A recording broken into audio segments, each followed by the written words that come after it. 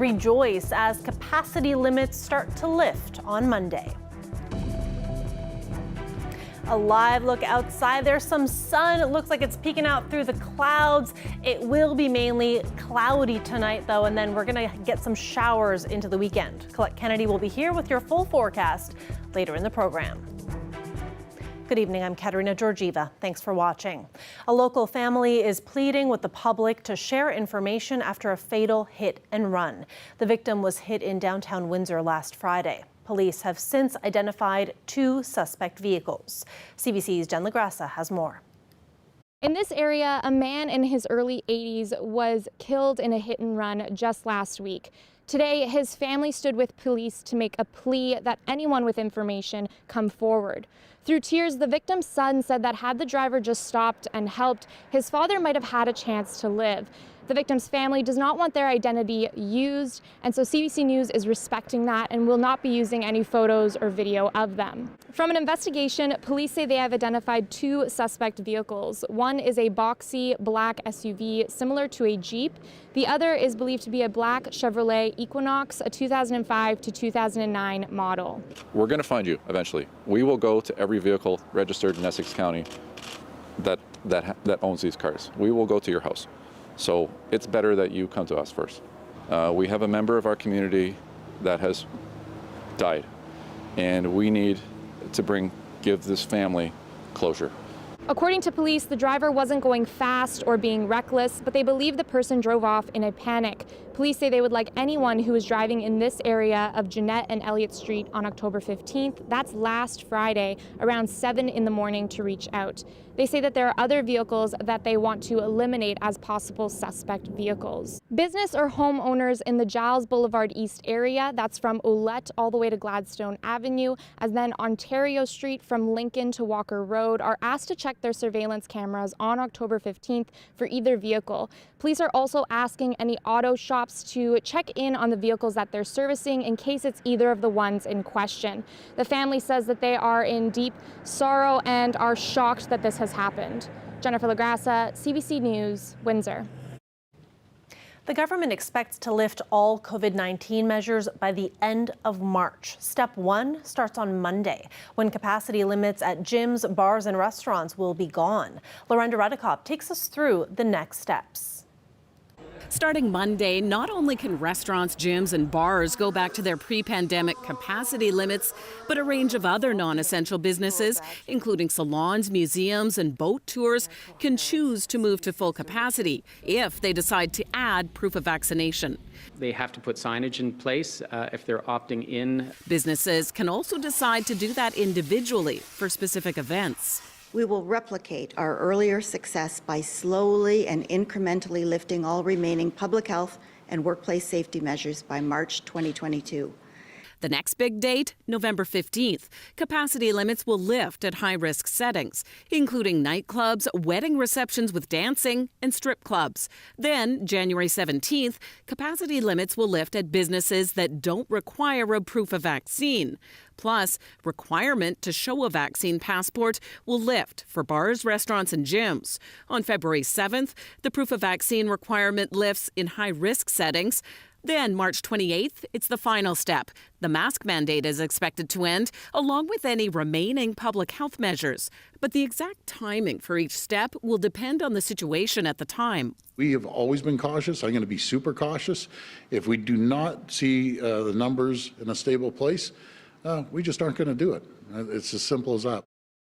This comes as cases have been dropping. The number of people testing positive is low, and the rate of spread is down.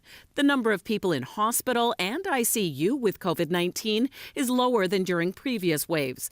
Plus, the majority of those who are there are unvaccinated. It's the logical next step, and we have a roadmap now. Today, the Ontario Science Table also put out its latest projections, finding cases should remain stable given the vaccination rate as long as some health measures remain. The UK situation, Denmark, Finland, other places show you if you drop masks, if you drop vaccine certificates, you're in real trouble. And that's just the mistake we shouldn't make. And then we let the data speak. When asked whether providing an end date for vaccine certificates could keep people from getting vaccinated, the Premier said this. we can't forever, to the end of time, just ignore the people that aren't vaccinated. They're part of Ontario.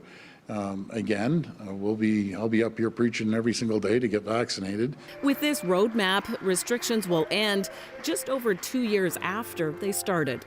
Lorenda Radikop, CBC News, Toronto. With the restrictions being lifted, local businesses are looking forward to what that means for the holiday season. We caught up with a few owners today to get their thoughts.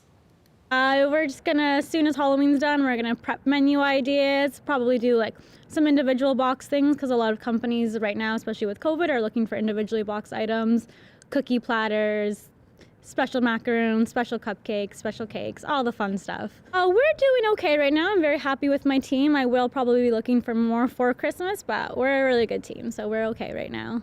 We're still always busy because people always have birthdays, they always have celebrations, dinners, they always want to bring a nice dessert, so we're constantly busy.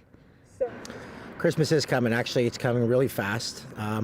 We're doing everything we can. It's been a little tough with all the restrictions and everything. So as far as taking reservations and things, we're taking as many as we can, but we're just a little concerned of any kind of restrictions coming up when we have, say, a party of 20, 25, 30, or whatever the party may be. But for the most part, we are accepting everything, and we're going to do our best to handle it to our best ability, and we look forward to it. It's been a long time since we've had everybody in here all at once celebrating a holiday season, and it's something we're all waiting for. So it feels awesome. You know what? We try to take advantage of the situation. Times were tough, but we did what we could to get through it, and we're still standing, and we're happy about everyone else around us still doing the same. In that time, the downtime, we made the efforts to put some ability into opening a new location. Yeah, we're looking forward to it, and we're hoping that the Premier announces some new protocols either today or Monday that will expand our capacity crowds that we have. At Cabot Club, we have 10 different rooms, so we definitely are looking forward to the Christmas season for small parties, staff parties, Christmas parties, office parties, and things like that. So yeah, we're looking forward to it, yes. Well, we have a lot of openings. We have 10 different banquet halls, so we have plenty of room for everybody. But there are some Saturdays we might have 5 or 6 events so far. You have to understand, Cabot Clubs have been accustomed to having, even during the week, an average of 6 to 8 events per day, every day. So we're a long way away from that. That's 2022, maybe 2023, I don't know. But we'll be happy to get 5 or 6 bookings on a Saturday right now. That'd be wonderful, to be honest with you. The first week of a Windsor murder trial has come to an end, and today the defense identified some issues with how evidence at the scene of the crime was handled. The case involves a 31-year-old mom who was found dead in her bed back in 2018 by her son, who was 9 years old at the time. The accused is Jitesh Bogle, who's a Canadian citizen living in Michigan at the time of the murder. The CBC's Jason Vio has been following this story in court for us and joins us live now with more. Jason, what issues was the defense identifying today? Well, Katerina, most of today was spent on testimony from a Windsor Police Forensic Identification Officer. Constable John Lasorda was on the scene back on June 10th of 2018, and his primary responsibility then was to photograph the crime scene and also seize any evidence that came into direct contact with the victim, in this case, Autumn Taggart. Now, the defense lawyer for Jitesh Bogle spent quite a bit of time challenging how he handled some of those items at the scene. First, Officer Lasorda told the court he assisted the coroner in removing the blankets on top of Autumn Taggart to examine her body in the bed. He said those blankets were then put on the floor, which has been described as dirty and cluttered. The defense suggested that DNA evidence or fluids on the blanket or the floor could have come into contact with each other, essentially cross-contaminating that evidence. The defense also made a similar argument when Officer Lasorda helped the coroner rotate Taggart's body, moving it on the side and then rolling it completely over, that any DNA or fluids on the body then came into contact with the sheet or vice versa, and possibly cross-contaminating evidence again. Officer Lasorda replied with, "It isn't impossible." So, Jason, Bogle is charged with first-degree murder, break and enter, and aggravated sexual assault. But the last charge stands out because of some testimony that came out in court today. So tell us about that. That's right. So Officer Lasorda said a couple of different things today that stood out. One, that he said from his perspective, there were no obvious signs of a struggle in the apartment or in the bedroom where Taggart's body was found. But he also says in his examination of the body, there was nothing that would suggest a sexual assault. So he did examine, he did look for fluids on or around the body, things like urine, semen, or saliva. But he also admitted that his examination or his experience in that regard is limited in comparison to, let's say, a medical doctor. However, we do know at the beginning of this trial in the Crown Attorney's opening statements that through an autopsy, a cause of death was identified, and that was strangulation. But in that same thread through the Crown Attorney, they did say that there was evidence of a sexual assault. Now, this trial is scheduled to resume here at Superior Court on Monday, though without the jury present, because the lawyers have some legal issues to work out. The jury is expected to come back on Tuesday to hear further witness testimony. Katarina. Thanks for this, Jason. The CBC's Jason Vio live tonight. Let's turn now to a big story out of the United States. Hollywood actor Alec Baldwin discharged a prop firearm on a movie set in New Mexico yesterday, killing one crew member and injuring another. Susanna De Silva has more. Investigators examined the location where a movie scene became a real-life tragedy. Alec Baldwin pulled the trigger on what authorities describe as a prop gun, but the film's 42-year-old director of photography, Helena Hutchins, was killed. The movie's director, Joel Souza, injured. Alec Baldwin posted a message on Twitter saying he was in shock over what he called a tragic accident. He described Hutchins as a wife, mother, and a deeply admired colleague, and said that he had offered support to her husband and son. Baldwin also says he's cooperating fully with the police investigation. It is not the first time an accident involving a firearm has happened on a movie set. In 1993, Brandon Lee, the son of martial arts star Bruce Lee, was killed when a live round was mistakenly fired from a gun instead of a blank. And in 1984, actor John Eric Hexum died from a self-inflicted wound caused by a gun that did fire a blank. Experts say extensive precautions are normally taken on set. They'll show them the gun is empty. They'll show them the magazine is empty. They'll load the rounds right in front of the actor to see how many are going into the gun. They'll do that in front of the cast and crew. Everything is completely transparent so that anybody who feels there's risk or anybody who sees something wrong can chime in. And then once we're comfortable and we're assured that everything is good to go, we'll go ahead and proceed with filming. Days ago, Hutchins posted video of her enjoying a horseback ride on her day off and pictures of the New Mexico desert. She was named a rising star by the American Cinematographer magazine 2 years ago, and tributes are pouring in. I would just really want to focus on remembering an incredibly talented person. And I think the craft that she was bringing to this industry, which is so challenging and most people have no idea how much, and competitive and demanding. That's what she was, truly. Police say it is early in the investigation. No charges have been laid. Susanna De Silva, CBC News, Washington. The news of the on-set death is sending shockwaves through the film industry. A Windsor cinematographer says the death was tragic, but adds that these incidents could be avoided if filmmakers opted to use CGI. Effects are used often in film when we're trying to make a gun look real, with ejecting cartridges and muzzle flash and all that stuff. And in this case, it could have been done with visual effects, and unfortunately, it wasn't. People think that a prop gun is a toy gun or something that isn't dangerous, when in reality, in some cases they're real firearms that are shooting blanks. And instead of a projectile coming out, it's wadding or the primer cap that could get shot out of the firearm and unfortunately injure someone. So these are still weapons and that are shooting potential projectiles. Hidden Raw says directors sometimes prefer prop guns because they can mimic the recoil of a real gun, but he says that can be recreated with effects. For the first time in months, fewer than 200 people currently have COVID-19 in Windsor, Essex. That's down from a peak of more than 600 active cases last month. There are 26 new COVID-19 cases today, and 13 people are in hospital. One more person has died, a man in his 80s. There are also 18 outbreaks, including 8 at workplaces and 8 schools. CBD is an active ingredient in the cannabis plant. Unlike THC, it doesn't get you high. A CBC Marketplace investigation reveals hundreds of illegal CBD products are being sold on this country's thriving black market. Going undercover, the team found that they are easily available and that some salespeople are making misleading health claims about them. Stephen D'Souza reports. And then we do have tinctures, which are like oil droppers for stress, anxiety, insomnia. They operate right out in the open.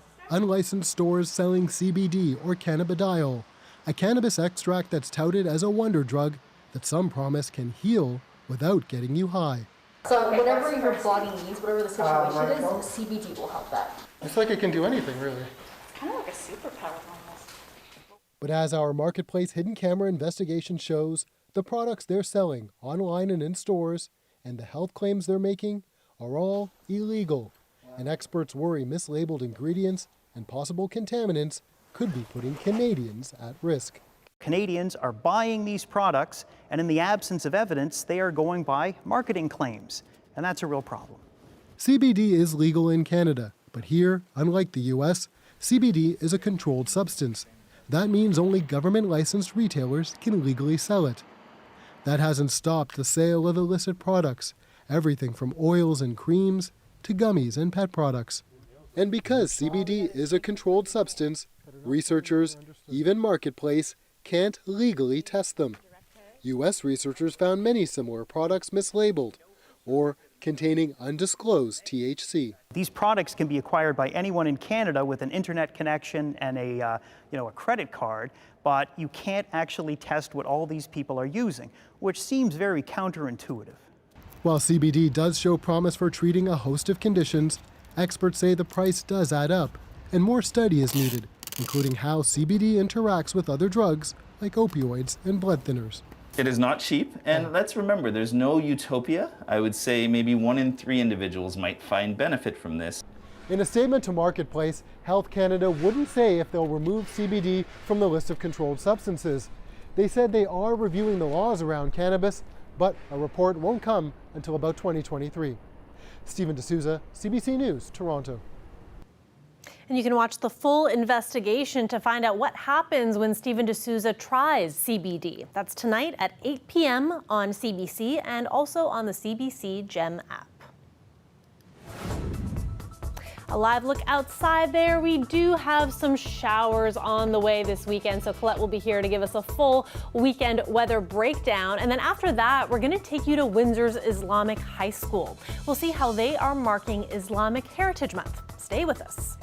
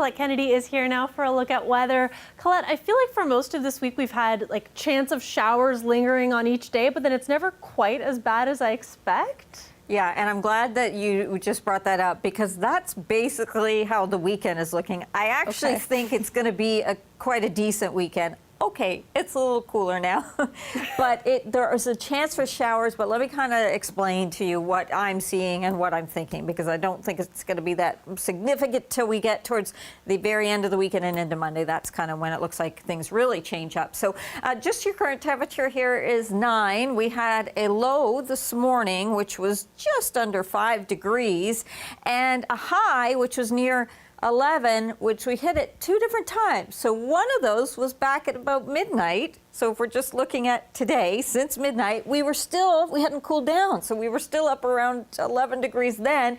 Then the temperature fell to that low. And then this afternoon, we just barely kind of scraped back up to that 11. So 9 degrees is the current temperature now. It's such a departure, right? These kind of afternoon temperatures from where we were.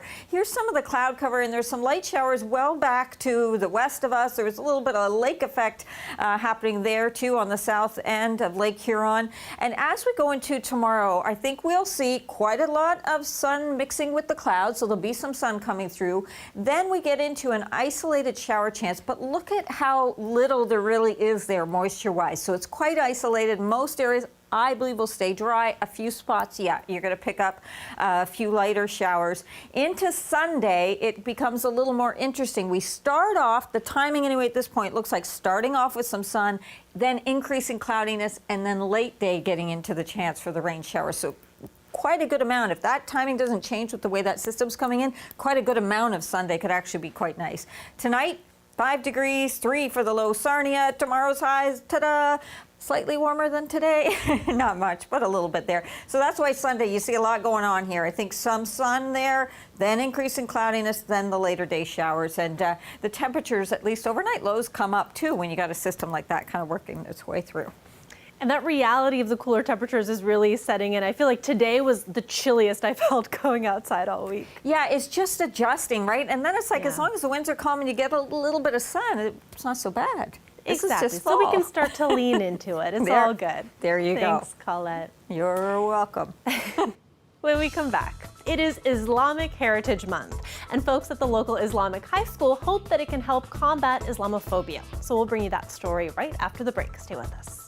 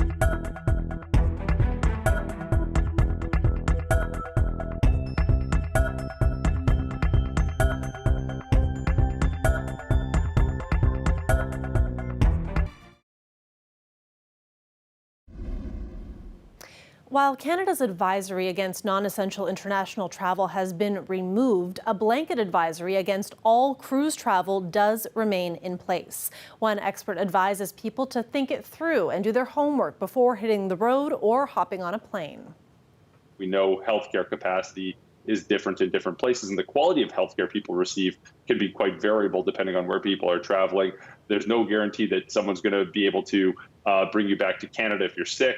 So be careful. I think people still need to be careful and do their research before they go.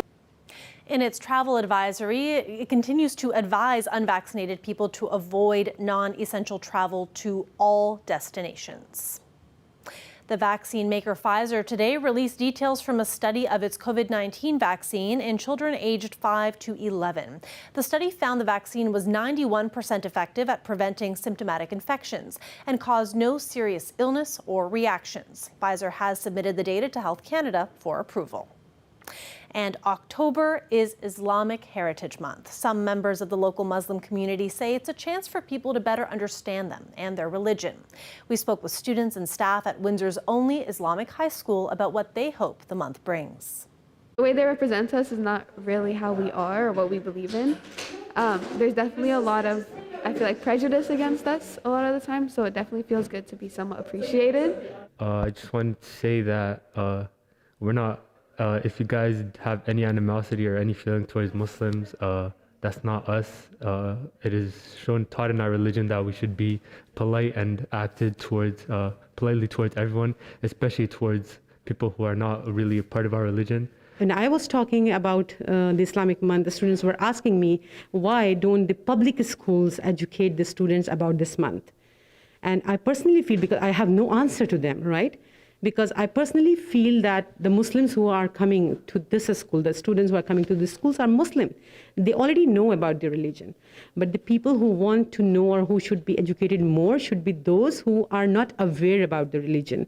So I think in public schools, we need to make the population aware about this religion, about the contribution of the people from this religion who have done something for the society. That is it for CBC Windsor News. For news anytime, you can go to our website, cbc.ca/Windsor. Thanks so much for watching. Have a great night and a wonderful weekend.